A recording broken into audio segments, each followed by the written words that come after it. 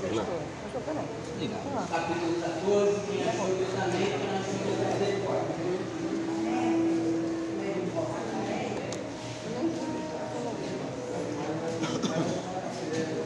Tem alguém aí precisando de milagre? Só 3? Quem está precisando de milagre aí também? Vamos fazer um trato então essa noite? Ninguém hoje vai ficar com vergonha? Não. Nem timidez? Às vezes a timidez faz a gente perder o nosso milagre, sabia? Todo mundo achou? Mateus capítulo 14, verso 13, verso 14. Isso. A minha versão é aqui de James, então vai estar um pouco diferente, tá? E Jesus, saindo de uma grande multidão e movido de compaixão por eles, curou os seus enfermos.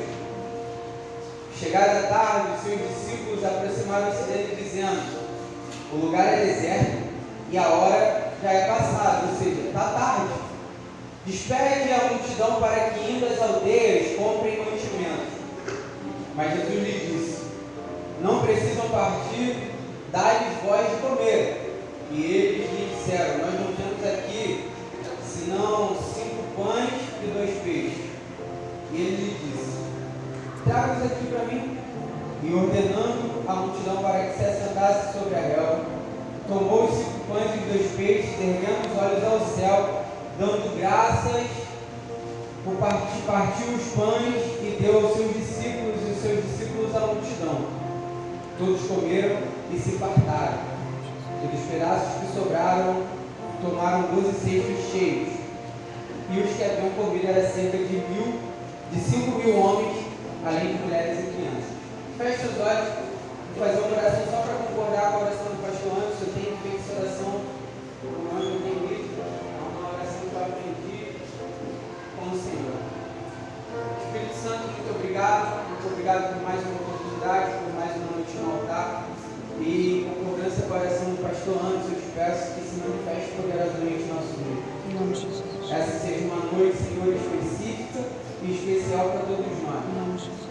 Eu quero fazer uma oração em concordância com o céu, porque eu aprendi que a vontade do céu é sempre boa, agradável e perfeita. Então, se for da sua vontade curar, cure pessoas. Se for da tua vontade de batizar, batize com o Espírito Santo. E se for da tua vontade de salvar, que essa seja a noite propícia para isso. Fala conosco, fica conosco e revela-nos o peso da tua glória. Assim nós choramos e te agradecemos em nome de Jesus. Amém. Tomar esses assentos. Queridos, o livro de Mateus é um livro muito interessante, apesar do meu favorito ser Marcos. Eu amo o Evangelho de Marcos, mas os Evangelhos em si, junto com o livro de Atos dos Apóstolos, são interessantes porque eles narram a história de Jesus. O Messias que foi profetizado desde o Éden, quando o homem peca e Deus libera ali a punição para o homem, para a mulher e para a serpente. Ali Deus já havia liberado uma palavra dizendo que o plano perfeito dele já tinha sido pré-estabelecido, e ele disse que da mulher nasceria um que pisaria a cabeça da serpente, apesar de ter o seu calcanhar mordido por ela. Jesus é aquele que foi profetizado pelos profetas como o grande salvador da humanidade, como aquele que viria para redimir os pecados, para perdoar os pecados e para dar vista ao cego, curar, libertar e fazer um monte de outras coisas. Esse Jesus, ele foi esperado por muito tempo. E os povos, durante as histórias, eles ouviam falar acerca de alguém que viria. E o povo em específico, o judeu, aguardava com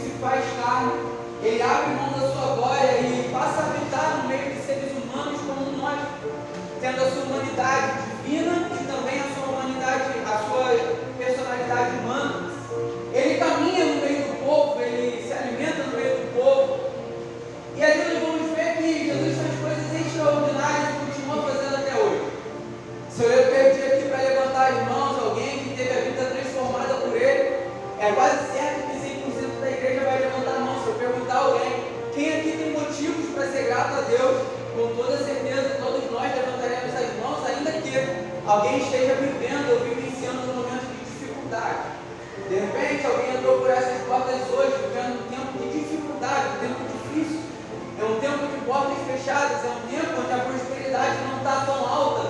É um tempo onde os planejamentos não saíram conforme planejado. É um tempo como a palavra profética que foi liberada no final do ano ainda não começou a acontecer. E alguém pode dizer, pai, esse ano está sendo tão difícil que eu acho que eu não tenho nenhum tipo de motivo para ser grato a Deus. Eu te digo que você está errado. Só o fato de você estar sentado nessa cadeira, respirando esse ar, com saúde e bem, isso já é um grande sinal, porque a palavra do Senhor nos diz: se alegre. Por quê?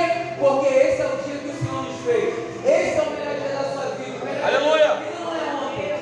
O melhor dia da sua vida não foi ano passado. O melhor dia da sua vida não foi quando você comprou o seu carro zero. O melhor dia da sua vida não é amanhã. O melhor dia da sua vida é hoje, porque o hoje é real. Amanhã é real. Os evangelhos eles vão falar acerca desse Jesus, só que cada um dos evangelistas vai mostrar um Jesus com uma característica diferente. É o mesmo Jesus, é a mesma pessoa, é o mesmo Deus, só que numa visão um pouco diferente. Os evangelhos começam em Mateus, pula para Mateus, Marcos, Lucas, João. Só que eu quero começar falando de Marcos. Por quê? Porque Marcos ele vai apresentar Jesus para o povo romano. Então Marcos vai apresentar Jesus como um servo, é o servo sofredor. Por isso, durante o evangelho de Marcos, você percebe que Jesus está sempre em movimento, Jesus está sempre curando, Jesus está sempre fazendo, Jesus está sempre pelo caminho, e ia Jesus para o caminho, ia Jesus de um lado para o outro. Por quê? Porque Marcos está apresentando um servo para um povo que só entende sobre servidão.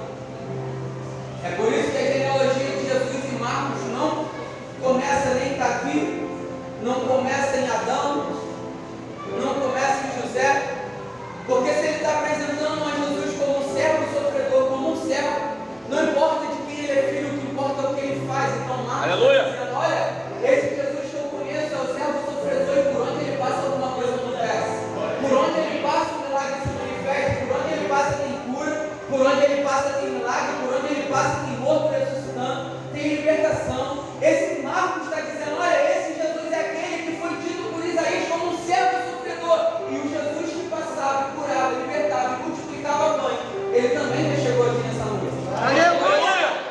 Glória a Deus! Lucas vai apresentar Jesus de uma forma diferente. Quando você lê o evangelho de Lucas, você percebe que Lucas é muito detalhista. Lucas é médico, é grego não, mas ele aprendeu com o povo grego, ele vai apresentar o seu evangelho para o povo grego. Ele é médico, estudioso, então ele vai dar um evangelho bem detalhista. É o evangelho que vai narrar histórias que os outros não contam. Ele vai ser bem cirúrgico nas suas suposições de Jesus, porque ele faz uma pesquisa e ele vem dando detalhes. Lucas vai apresentar Jesus para um povo que é sábio, é o berço da filosofia, é o berço da sabedoria. Então, por isso, ele vai apresentar Jesus como um homem perfeito.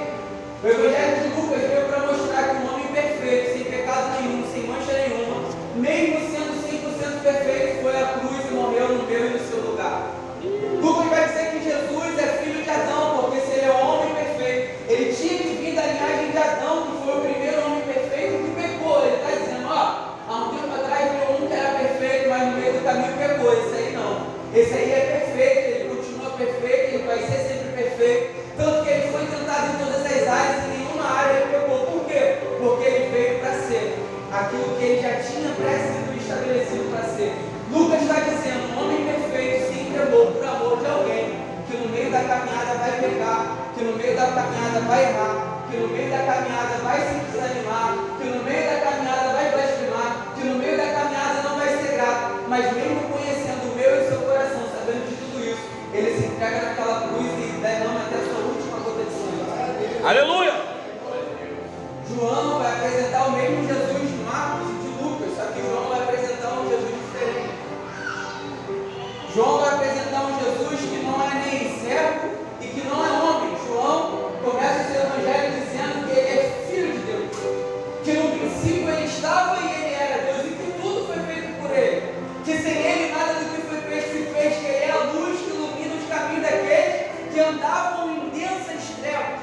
João vai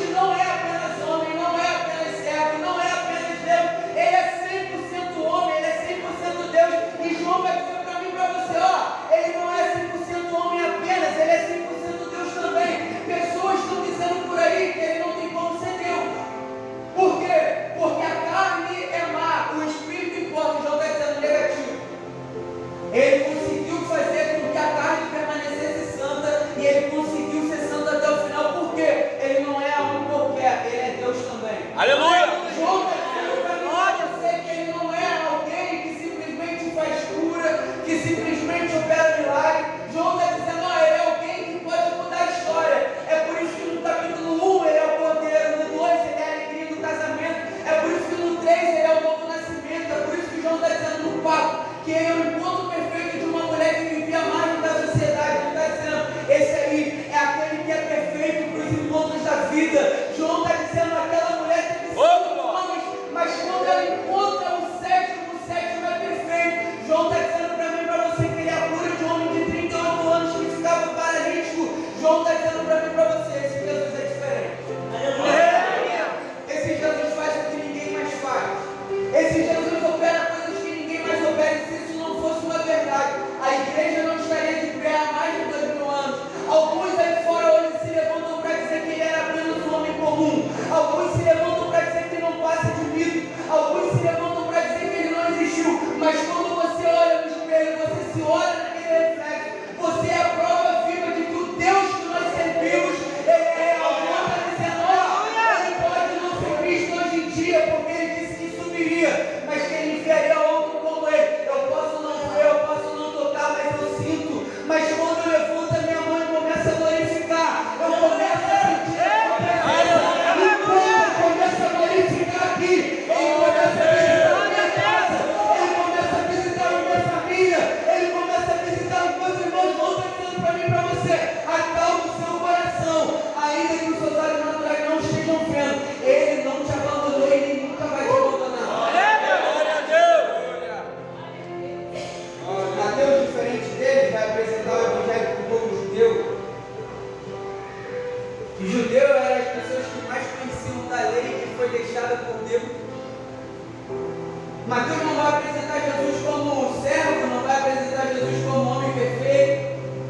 Apesar de também apresentar como filho de Deus, ele não vai focar nesse ponto, ele vai dizer que Jesus é o rei. É o rei que eles esperavam, mas que eles não conseguiram perceber. É por isso que a genealogia de Mateus vai dizer que ele é filho de Davi. Porque se ele é rei, ele precisa ter a linhagem de um rei.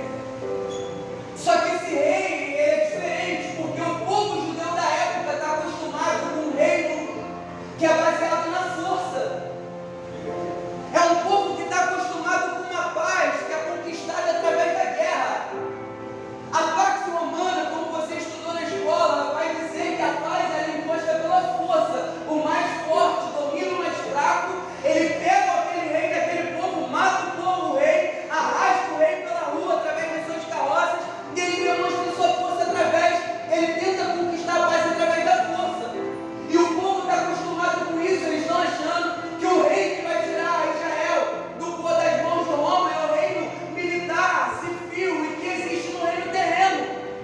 Eles estão achando que esse rei vai vir com uma grande coroa, é um trono bonito, é um grande império. Jesus vem simples e manso. É por isso que eles não conseguem interpretar que esse é o rei que as Sagradas Escrituras diziam. Eles não conseguem entender porque eles estão acostumados com o natural, com aquilo que eles podem ver, com aquilo que eles podem tocar, com aquilo que eles podem contemplar. Jesus é diferente. Ele é rei. Ele não tem um trono visível. Ele não tem uma coroa visível. Ele não tem um cetro visível. Mas o reino que ele governa é um reino que dura para sempre. O reinado que eles estavam acostumados a contemplar eram reinados que tinham início, meio e fim. Eram reinados que tinham data para começar, tinha data para terminar. E o reino desse rei, ele é eterno, ele dura para sempre. Aleluia! Deus está dizendo para mim e para você, Babilônia existiu, mas passou. Império Medo-Persa existiu, mas passou. Grécia existiu, mas passou. Roma existiu, mas passou. Mas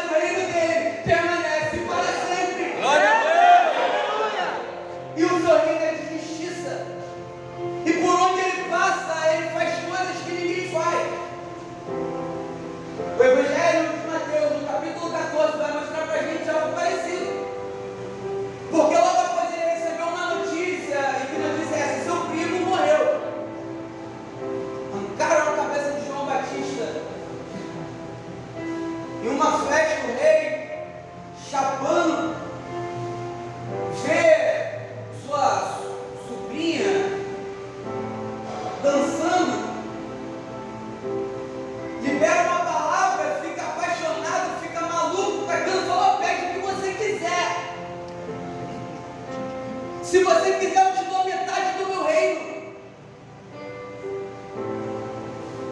Aquela mulher consulta a sua mãe e a mãe fala: opa, metade do reino é bom, mas tem algo que é ainda mais interessante. O quê? É a cabeça de João Batista servida numa bandeja de prata. Sabe por quê? Porque para o nosso inimigo vale muito mais a cabeça de um profeta numa bandeja do que todo o reinado. Meu Deus! É por isso que ele fica furioso contra a tua casa. É por isso que ele fica furioso contra a tua filha. É por isso que ele tenta se levantar todos os dias, mas ele já é um derrotado, ele se levanta para cair. É por isso que enfermidades se levantam, é por isso que portas se fecham. É ele tentando fazer como foi com Jó. Fecha a porta para ver se ele não te larga, coloca a doença para ver se ele não te larga. Mas quando nós temos um encontro com Deus, não adianta, a porta fecha, mas a igreja permanece. A eternidade vem, mas a adoração continua. O teu inimigo vale mais a tua cabeça numa bandeja de prata do que a metade de um rei. Jesus ouve a história que o primo dele foi decapitado, ele se retira para orar. Pessoas seguem e ele começa a ensinar. Jesus começa a ensinar coisas extraordinárias e quando Jesus começa a ensinar, as coisas vão, o tempo vai passando. Imagina ter um discipulado com Jesus. A hora vai passando, ninguém está vendo, quando vê da tarde, da noite. Os discípulos têm que correr até ele, minha amiga, que acreditou em Jesus. Oi? Da tarde. O lugar é deserto. Marcos vai dizer que eles estão no deserto. Olha, Jesus, o culto tem que acabar. O povo está com fome, meu irmão. Você acha que bandido é perigoso? Você acha que velhice é perigo? Perigo é o crente com fome. Boa ideia, bandido numa sala que não acontece nada. Põe 10 crentes com fome, vai começar a murmuração de cada dia do outro. Jesus, os crentes estão com fome, Jesus. É igual o domingo da Santa Ceia, vai dando 11 horas da manhã, a barriga começa a montar, os crentes já não querem nem mais saber da mensagem, já está todo mundo querendo ir embora. Só que o interessante é que eles vêm com um problema, mas não vem com a solução. Ô Jesus, ó, já está tarde e o povo está com fome. Jesus, não tem, dá comida a eles. Porque tem gente que é assim, só aparece com problema. Se Jesus deixou você perceber um problema, é porque ele sabe que você é a solução. Se Jesus deixou você ver um problema na igreja, é porque ele sabe que você pode ser a solução. Aleluia! Se Jesus deixou você ver um problema no seu trabalho, é porque ele sabe que você pode ser a solução. Jesus não dá um problema se ele não deixar você resolver. E Jesus olha para ele e fala assim: beleza, você me apontou um problema, mas cadê a solução? Dá você comida. Marcos vai dizer que eles falam assim: 200 denários não são nada. Não temos nada aqui. E 200 denários não daria para alimentar tanta gente. E isso é interessante. Porque às vezes quando a gente está passando por um momento do deserto, ter recurso não é suficiente. Como assim, pregador? Eles estavam no deserto. Tinha dinheiro no bolso, mas não tinha padaria para comprar um sonho. Porque quando a gente está passando pelo deserto com ele, às vezes o nosso recurso não vai solucionar o nosso problema. Você já passou por isso? Está passando pelo deserto, tem recurso. Está com dinheiro na conta, mas o dinheiro não serve. Por quê? Porque alguns desertos servem para mostrar que mesmo tendo recurso, a nossa dependência vem dele. A irmã acabou de ler o texto, a palavra de oferta, Deus dizendo: traz para mim o ouro, a prata e a madeira para a construção do templo. O povo tinha acabado de sair do Egito. estava cheio de ouro, estava cheio de prata, tinha madeira cara, mas no meio do deserto, para poder comer, Deus teve que operar milagre. Porque existem momentos que o nosso recurso não é suficiente. É nesse momento que Deus vai mostrar para mim e para você que a nossa dependência é dele. Ô, glória! Algumas pessoas se chateiam, acham que não tem motivo para ser grato, porque estão passando por um momento de luta, de dificuldade, e as coisas não estão dando certo. Deus me trouxe aqui hoje para te liberar uma palavra. Isso aí não serve para nada, a não ser para mostrar que você continua dependendo de mim. Tem faculdade, tem canudo, tem currículo, mas a dependência é dele. Tem contato, tem network, tem indicação, mas a dependência é dele. No meio do deserto, o recurso não adianta. Jesus chega no meio do deserto, opera os sinais da maravilha, ele cura todo mundo que chega para ele enfermo. Porque uma das grandes verdades da Bíblia é que por onde ele passava, ele curava. E ele não apenas se importa em curar o corpo, mas também ele se importa com as necessidades. Algumas pessoas pensam que Jesus simplesmente se importa com aquilo que é extraordinário. Não. Jesus vai fazer o paralítico andar. É a vontade? É. Mas também é a vontade de Deus que você tenha uma vida boa. Mas também é a vontade de Deus, como a nossa irmã falou na palavra de oferta, que a gente tenha uma vida próspera. E ser próspero não é ser rico. Ser próspero é viver bem com aquilo que tem. Aleluia! Meu Deus. Eu te garanto que quando a prosperidade chegar, não apenas a sua casa vai ser abençoada, mas também a casa de todos aqueles que estão ao seu redor. Porque a bênção do Senhor não pode morrer em nós. Quando ela vem, ela transforma. Eu quero profetizar, levanta a sua mão que eu vou profetizar. A bênção do Senhor vai alcançar a tua casa.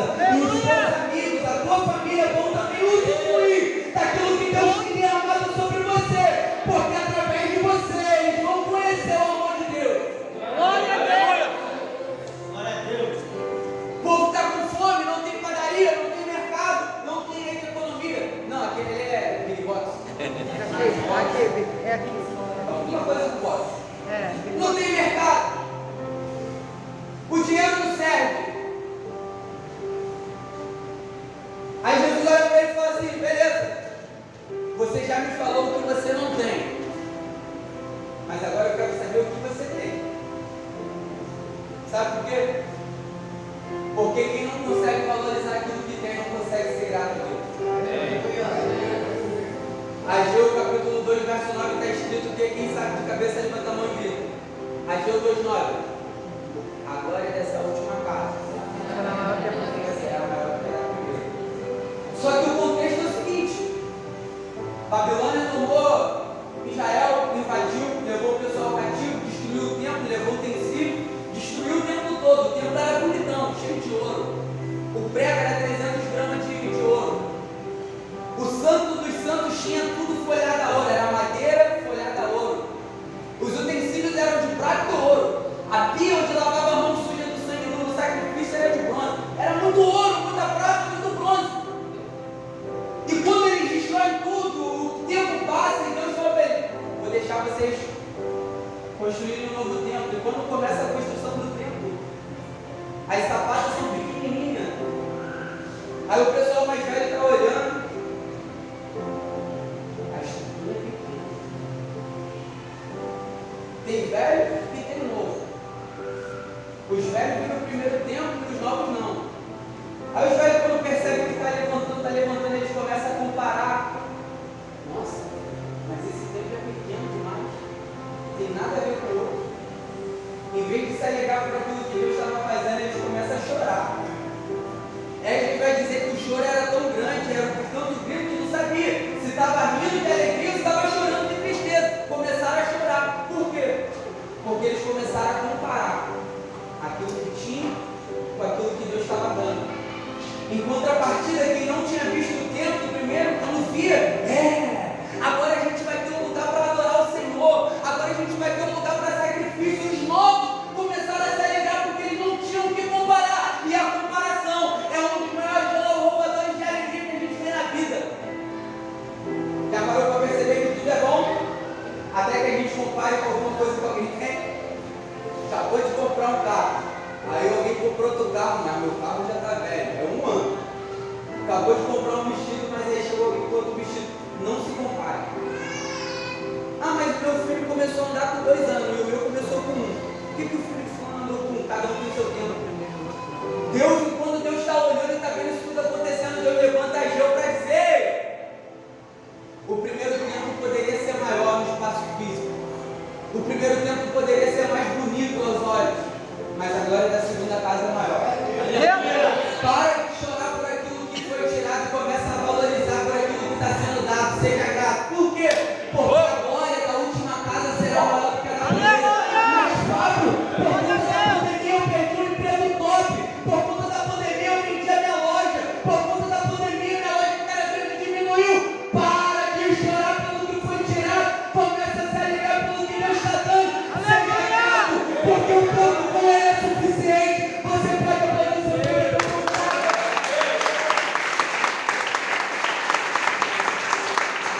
Glória a Deus.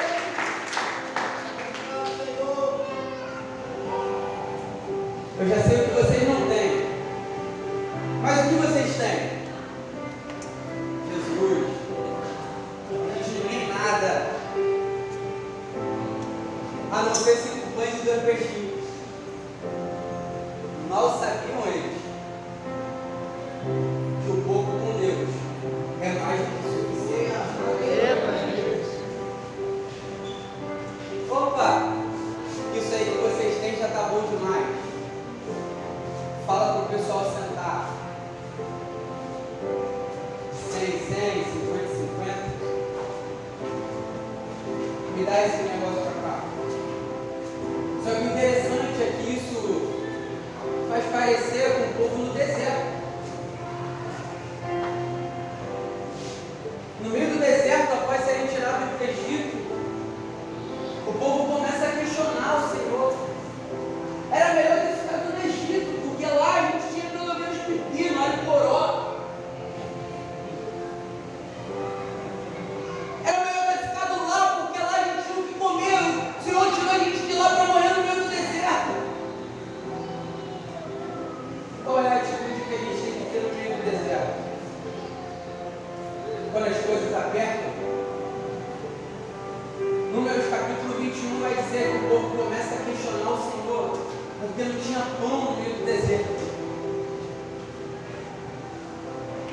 Deus manda fogo, consome aquele povo ingrato, porque ingratidão é doença do coração. E eu louvo a Deus por uma igreja que fala sobre gratidão.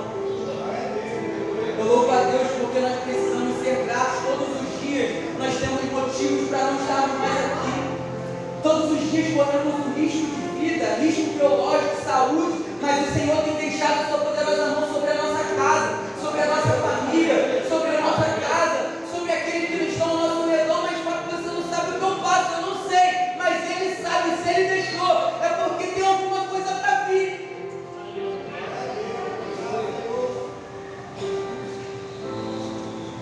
Traz os 5 pães e os 2 peixes. E Jesus ensina para a gente uma regra que é valiosíssima. Pode não ser aquilo que eu espero. Pode não ser do tamanho que eu desejo. Mas aquilo que eu tenho é motivo de gratidão ao Senhor. Porque a palavra diz que Ele pega, dá graças e começa a compartilhar. E aquilo que até 2 minutos atrás não era nada, agora se torna suficiente. Quando eu pensei nessa mensagem, quando eu fiquei pensando sobre o tema, e essa é a primeira vez que eu prego sobre esse tema, o Senhor me trouxe à memória esse texto. Porque às vezes a gente acha que não tem motivo para agradecer ao Senhor, como o que está na nossa mão parece ser pouco.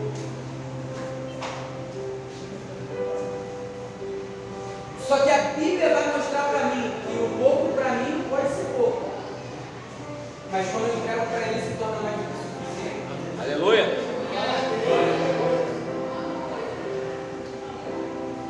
Eu não sei qual é a situação que você tem enfrentado na tua casa hoje.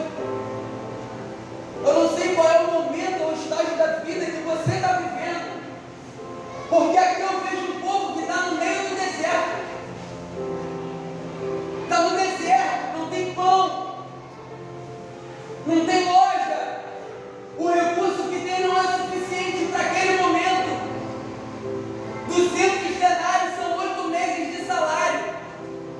E mesmo assim não é suficiente.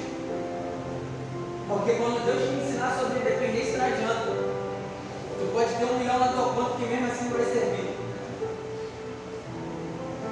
Mas a Bíblia também está me mostrando que o povo está no deserto. Não tem pão.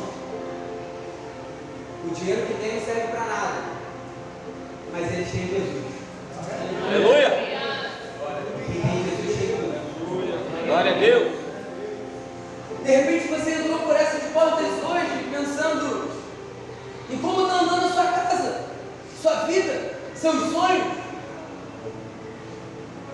E quem diz para você, ou quem diz para mim, ou quem prega aí fora, dizendo que só porque a gente está com Cristo a vida vai ser mil maravilhas, está mentindo. Porque nesse mesmo texto a Bíblia vai dizer que os discípulos de Jesus enfrentaram uma tempestade, e tempestades fazem parte da vida. Desertos fazem parte da vida.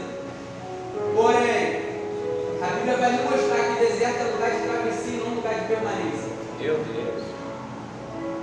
De repente hoje você chegou aqui e está sendo grato por algo que aconteceu há muito tempo atrás, porque o que está acontecendo hoje parece que não é motivo de gratidão. É uma enfermidade que se manifestou, é uma porta fechada, é um problema dentro de casa. E gente, se tem um povo que sabe enganar os outros é o crente. Parece que na Bíblia do crente já existe o texto de 2 Reis capítulo 21, que fala da mulher, a viúva que perdeu o filho, que o moço do profeta pergunta: tudo bem? Vai tudo bem. Vai tudo bem. Acabou de perder o filho, vai tudo bem. Às vezes a gente pergunta para o cara: está tudo bem? Não está tudo bem, mas por dentro só ele sabe como está. Mas o Senhor é aquele que tem o óleo que cura toda essa ferida, coloca todas as coisas no lugar. Meu irmão, eu saí de casa hoje, eu estava pensando, eu falei: Senhor, hoje vai ser um daquele culto poderoso igual foi a primeira vez. Era a gente pulando, rodopiando, e aí agora o Senhor está falando dessa forma. Por quê? Porque não adianta. Às vezes a gente não consegue ser grato no pouco, mas quem não é fiel no pouco não pode ser colocado no muito. Aleluia. É, meu Deus. Deus está nos ensinando sobre gratidão. Meu Deus. Enquanto para muitos o pouco não serve para nada, para a gente o pouco é suficiente. Porque quando nós temos algo em nossa mão, a gente deposita nas mãos dele e fala: Senhor, para mim é pouco, mas para o Senhor é suficiente para mim, é suficiente para quem está do meu lado, é suficiente para É, meu Deus. Porque era um menino, a Bíblia diz que em alguns do evangelho vai dizer: era um menino. 5 pães e 2 peixinhos. E para caminhar para o final, a Bíblia fala que era 5 pãezinhos de cevada. Ó, pãezinhos e de cevada. Todas as vezes que a Bíblia quer falar sobre prosperidade, ela fala do pão de trigo.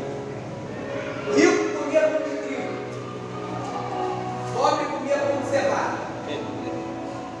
Os peixes eram pequenos, porque peixinho pequenininho, não era pobre, não era um rico, era um pobre. E às vezes a gente pensa: não, quando eu ficar rico eu vou ajudar tanta gente. Deus está dizendo: eu quero te usar agora. E se você for agora, entendeu? Se você é fiel no pouco, eu te coloco no muito. Aleluia. Meu Deus. E o alimento daquele menino serviu não apenas para ele, mas pela atitude de fé, de entregar nas mãos de Jesus. Jesus fala assim: agora está na minha mão, e eu já dei graças, fui grato, agora eu estou devolvendo para você. Por que, Pai? Porque quando eu entendo que o pouco só é pouco para mim, mas que nas mãos dele é suficiente, eu entrego para ele, ele devolve para mim uma porção dobrada, e aquilo que era pouco para mim se torna suficiente para mim e para aqueles que estão no redor. Por quê? Quando ele entrega para os discípulos, eles começam a multiplicar. Não, quem fez a multiplicação não foi Jesus, não, tá? Depois você vê lá. Jesus deu graça, mas quem entregou o pão foi o discípulo. O que para você hoje está sendo pouco? O que na tua mão hoje você está achando que é pouco? O que Deus deu para você que você acha que é pouco? Qual é a situação que você está vivendo hoje que parece que não é suficiente? Jesus está dizendo: Seja grato. Porque o pouco para você é pouco. Mas meu irmão faça a multiplicação. Aleluia.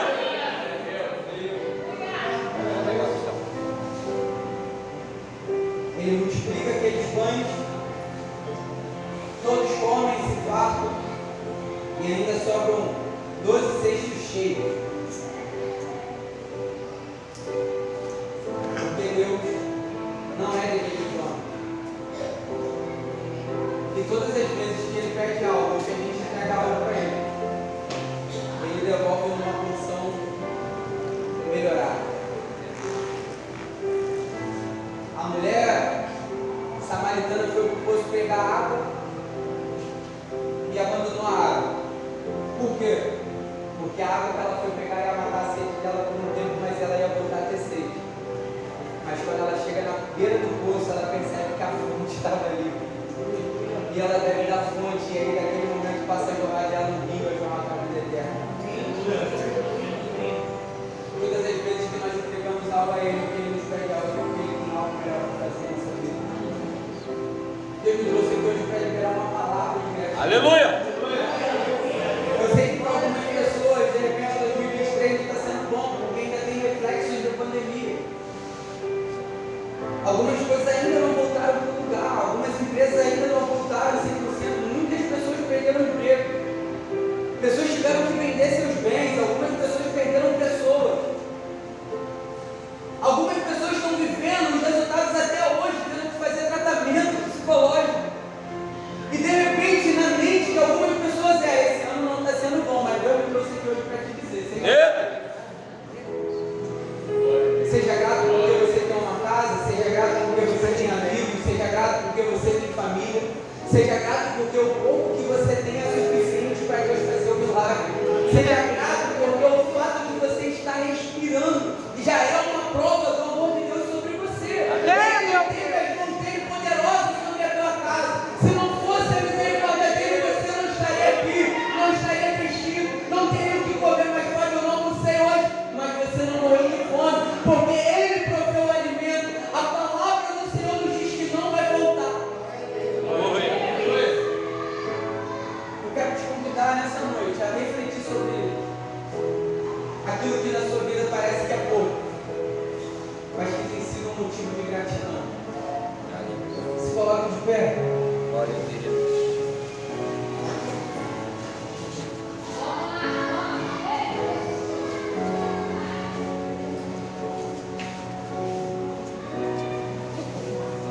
Você tem sido grato ao Senhor?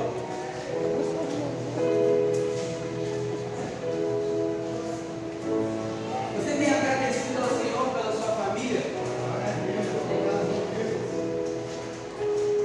Pelo teu marido? Pela tua esposa? Pelos seus filhos? Você tem sido grato ao Senhor pela tua igreja? Pelo teu pastor? Você tem sido grato ao Senhor pela misericórdia dele que se renova todas as manhãs? Gratidão é a chave. Gratidão é a chave, uma das chaves que move o coração de Deus. Eu quero te convidar a orar nessa noite. Porque às vezes a gente é ingrato. Às vezes a gente reclama mais do que agradece. Às vezes a gente coloca na balança a vida do outro e compara com a nossa. Só que o